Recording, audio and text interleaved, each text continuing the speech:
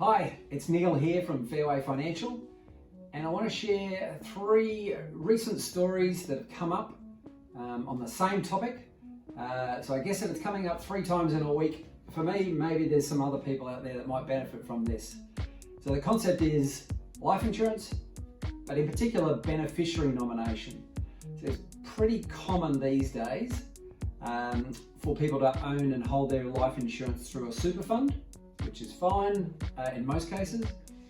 What's come up in these 3 situations is the beneficiary nominations aren't going to, beneficiary who you want the money to go to in the event of death, is not going to get to where it should get to.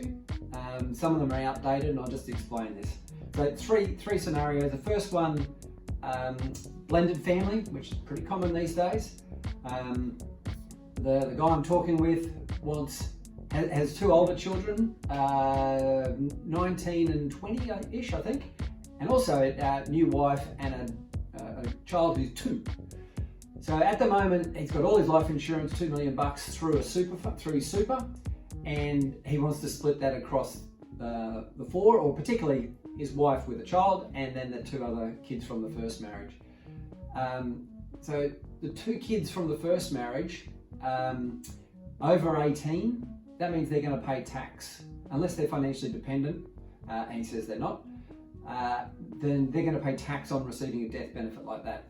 The spouse, whose current spouse, can receive the money tax-free from super. So what I'm going to suggest to him, instead of putting all 4 of these people on, all of these people on the beneficiary nomination, I'm suggesting a split of 2 policies for life insurance. One, the bigger one, it's going to be $1.6 million for his wife to provide for their 2-year-old. And then $400,000 is going to be a separate policy, a personally owned, not in the super, personally owned policy that's going to have a 50-50 beneficiary nomination to his 2 older kids. So he wants them to have $200,000 each. They will get that tax-free. It doesn't have to go via the estate, so there doesn't have to be potential for what goes on. Though the solicitors say where there's a will, there's a relative when somebody dies, not where there's a will, there's a way. So this is a way that we can bypass that, direct the money to where he wants it to go, doesn't have to go via the estate for somebody else to divvy up. So that's the first one. Blended families can pose complications where you want the money to be split in the event of death from insurance, but there are some ways that you can use different ownership of policy to get what you want. The second one is about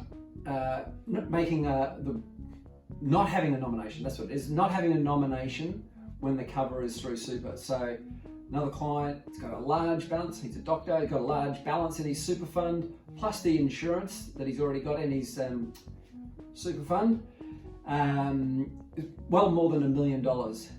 He married 4 kids, and there's no nomination. No nomination. So more than $1 million. You would think in that case, he hasn't been married before, you would think in that case that the trustees of the fund who get to make the decision will say, clearly it's your wife who provides for 4 kids that should get this money, but somebody else can challenge that and the trustees will have to consider that. So it's really quite easy for him to make a nomination in the fund, just hasn't done it. So it was a bit of a shock to him. He actually said, don't tell my wife we're doing this right now. She probably thought it was done a long time ago. So better late than never, but we'll get that tidied up. And then the last one is a person who's made the wrong nomination, or it's a past nomination. So a guy who's, whatever he is, in his 40s or something like that, got married a few years ago, but his nomination of beneficiary is his mum. And I don't know how the nomination got made because she's not actually financially dependent. So it's a bit strange that the trustees have accepted that for his mum as the beneficiary, but she would pay tax on that because she's not financially dependent. He's still got her, and his new wife needs to be nominated. So I've said to him, to make that certain, in superannuation you can have a binding nomination. So instead of the trustees deciding to who and how that gets paid, you make the decision now, and it is fixed. It's binding. If you've made the wrong nomination, too bad, so sad. It's binding. It's going that way. But it'll give him a lot more certainty, or give his wife, new wife, a lot more certainty that if something happens, she's the one who's going to get the money as intended. and through superannuation as a spouse, she can get it tax-free. So yeah, sorry for jumping around there a little bit, but 3 examples of current stories that just seem to come up for me. So maybe you have the message is have a look at your binding or beneficiary nominations and just check it's who you want it to be, and that it's nice and tight and not ambiguous. The money's going to go where you want it to go to. So I hope you got something out of that. Reach out if I can help in any way. All the best.